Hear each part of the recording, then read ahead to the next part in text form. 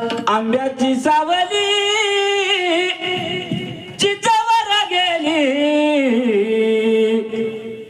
पोरगी झाल्यावर बापानं असं जावयाची केली पोरगी झाल्यावर बापानं असं जावयाची केली पोरगी झाल्यावर बापानं असं जावयाची